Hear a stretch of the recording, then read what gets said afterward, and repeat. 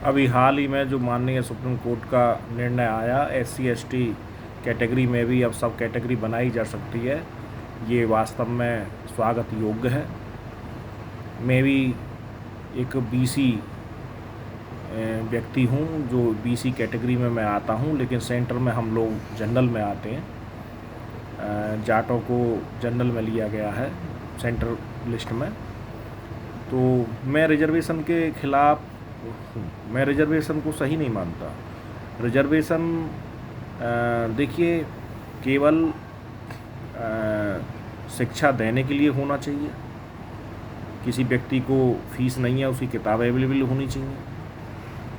लेकिन जब उस व्यक्ति की योग्यता की जांच हो या उसका एग्ज़ाम हो, तो वहाँ सभी समान होने चाहिए। कोई रिजर्वेशन कैटेगरी नहीं बननी चाहिए।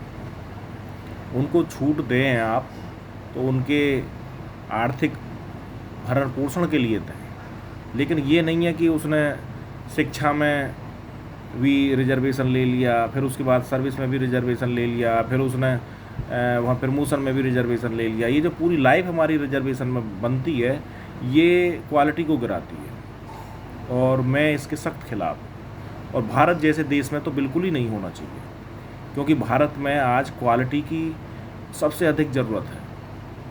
भारत जैसे देश का जो पिछड़ापन हो रहा है, आज जो हम 150 करोड़ की आबादी वाले देश को लिए बैठे हैं, और पूरी दुनिया में जो हमारी आज इतनी बड़ी ताकत नहीं है, उसका केवल एक ही कारण है कि हमारे पास क्वालिटी नहीं है। जो दूसरे देश हैं उनकी क्वालिटी है। इज़राइल को देखो, कितनी कम जनसंख्या है उसकी, लेकिन वहाँ क्वालिटी है, उन लोगों में कुछ है। और हमारे यहाँ 150 करोड़ लोग, लेकिन फिर भी ताकतवर नहीं। क्यों? क्योंकि क्वालिटी नहीं है। और क्वालिटी तभी बनती है जब हम अपने आप को प्रमोट करेंगे। रिजर्वेशन के रास्ते से या पॉलिटिक्स करके या झूठ बोल के इस तरह से हम अपनी ज़िंदगी को सेटल करेंगे तो हम भारत का फ्यूचर अच्छा नहीं कर सकते। ये बात तुम लोगों को समझ में क्यों नहीं आती है? और आप लोग रिजर्वेशन की तरह बकरे की तरह मिमियाते फिरते हो। ये क्या है ये? मैं भी खुद एक BC कैंडिडेट हूँ, मैं नहीं चाहता रिजर्वेशन।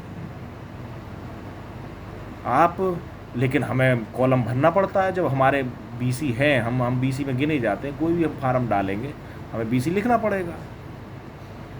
तो ये प्रत्येक व्यक्ति के मन में होना चाहिए, हम भारतीय हैं। दूसरा, हमारा देश तो वैसे ही जातिवाद का शिकार है और हम लोग जातिवाद के सर्प से लड़ रहे हैं। दूसरा, जातिवाद से जूझते हुए हम अपने को दलित कहते हैं, कितने शर्म की बात है। आज कोई इस समय जो अब समय है, आज कोई दलित नहीं है। और मैं तो ये देखता हूँ कि जो दलित हैं वे और अपना रूप उग्र करते जा रहे हैं।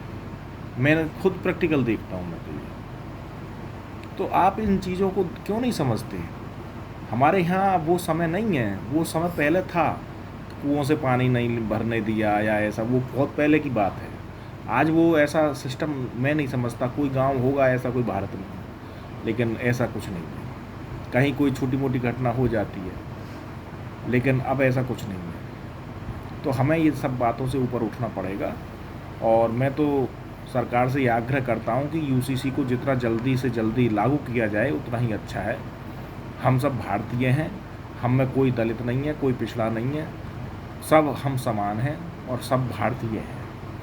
समस्त लोगों को अपने को भारतीय मानना चाहिए। कैटेगरी या जाति तो उस व्यक्ति के कर्म से बनती है।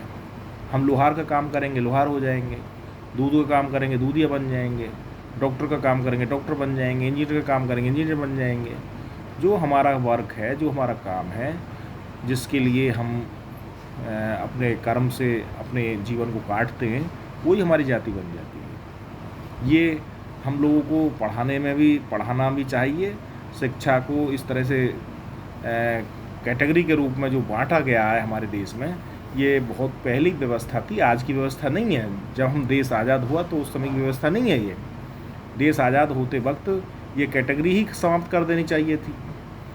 तुम लोग एक और कह रहे हो कि हम भारत के नागरिक, और एक और आप उन्हें कैटेगरी के, हम पंडित जी हैं, हम चौधरी साहब हैं, हम फलाने, तो फिर कैटेगरी के आधार पर नौकरी दे दोगे? कैटेगरी के आधार पर आप उसकी एजुकेशन करते हो? आप तो एजुकेशन सभी को समान देते हो, फिर कैटेगरी के आधार पर उनका एजुकेशन भी रखो कि भाई ये चौधरी हैं तो इनको एजुकेशन क्षत्रिय की दी जाएगी, ये ब्राह्मण हैं तो इनको एजुकेशन शिक्षक की दी जाएगी। क्या ऐसा सिस्टम है हमारे देश में? अब आपने तो दोहरा सिस्टम कर दिया। एक और हम भारत के नागरिक की तरह कार्य कर रहे हैं और एक और हम कैटेगरी में बटे हुए। तो ये सब समान होना चाहिए। मैं सरकार से आग्रह करता हूँ और मैं तो इसको बहुत आंदोलन के रूप में भी इसे आगे ले जाऊँगा। मैं तो हर जगह प्रचार प्रसार करता हूँ। इसको एक अंतर्राष्ट्रीय लेवल पर लाने की ज़रूरत है और हमारे देश से ये सब कास्ट, ये जाति का सिस्टम ये समाप्त होने की आवश्यकता है और केवल एक ही कैटेगरी, एक भारत एक नागरिक, ये व्यवस्था हमारे देश में होनी चाहिए। और शिक्षा और स्वास्थ्य ये हमारे देश में फ्री होने चाहिए। ये सरकार के ही पास रहने चाहिए क्योंकि ये आधार है किसी भी राष्ट्र के शक्तिशाली होने के लिए। उस देश की शिक्षा और स्वास्थ्य दोनों ही उसके आधार होते हैं। जिस देश में शिक्षा और स्वास्थ्य मजबूत होंगे वो देश बहुत शक्तिशाली होगा। जैसे कि आज का अमेरिका, वहाँ शिक्षा और स्वास्थ्य सरकार के पास हैं और सरकार उन्हें फ्री कराती है, इसलिए वो देश ताकतवर है। हमारे यहाँ उनको कैटेगरी में बांटा गया। हमारे यहाँ तो डॉक्टर साहब 5 करोड़ रुपये दे देते हैं, उनका लड़का डॉक्टर बन जाता है, उसको MBBS और MS बन जाता है। ये सिस्टम है हमारे यहाँ। तो ये सिस्टम गलत है। इससे क्वालिटी गिरती है और क्वालिटी गिरने से देश का क्षरण होता है। मैं इसकी घोर निंदा करता हूँ। अब बात माननीय सुप्रीम कोर्ट के इस डिसीजन की, ये बहुत अच्छा निर्णय है, हम स्वागत करते हैं उसका। और इससे SC लोगों में जो लोग जिनको रिजर्वेशन की आवश्यकता नहीं है उनको रिजर्वेशन नहीं मिलना चाहिए और जिनको आवश्यकता है, जहाँ तक पहुँचने की ज़रूरत है, उनको मिलने की आवश्यकता है तो उनको मिलना चाहिए। ये मैं मानता हूँ और ये चल भी रहा है हमारे यहाँ, हमारे देश में, कि 4 पीढ़ियों को रिजर्वेशन मिल गया। जब एक व्यक्ति की आर्थिक स्थिति और शैक्षिक स्थिति अच्छी होगी तो फिर उसके बच्चों को रिजर्वेशन मिलने की ज़रूरत क्या? इसमें होना चाहिए। ये स्वागत करने योग्य है निर्णय। हम माननीय सुप्रीम कोर्ट का सम्मान करते हैं और ये अच्छा कदम है और इसको आगे बढ़ाने की ज़रूरत है। और इसमें भी क्रीमी लेयर जो है, उसकी क्रीमी लेयर की जो एक कंडीशन है वो भी अच्छी बनाने की ज़रूरत है। अभी जो OBC में क्रीमी लेयर की जो कंडीशन बनी हुई है वो गलत है, वो ठीक नहीं है। मैं उसके लिए भी कहूँगा कि उसमें भी सुधार करने की आवश्यकता है। जिस व्यक्ति की 8 लाख रुपए की इनकम होती है, चाहे वो प्राइवेट सेक्टर से हो, चाहे सरकारी से हो या एग्रीकल्चर से हो, उसको रिजर्वेशन की कोई आवश्यकता नहीं होनी चाहिए। लेकिन यहाँ तो क्लास 1 क्लास 2 को ही केवल कर रखा है इन्होंने और उसमें भी 1 साल के लिए कर रखा है। यदि कोई व्यक्ति 4 महीने की छुट्टी ले लेगा, उसकी जो इनकम है वो 8 लाख से ऑटोमेटिक ही कम हो जाएगी, वो रिजर्वेशन का लाभ ले लेगा। तो ये कुछ त्रुटि हैं जो सही नहीं है। भारत माता की जय।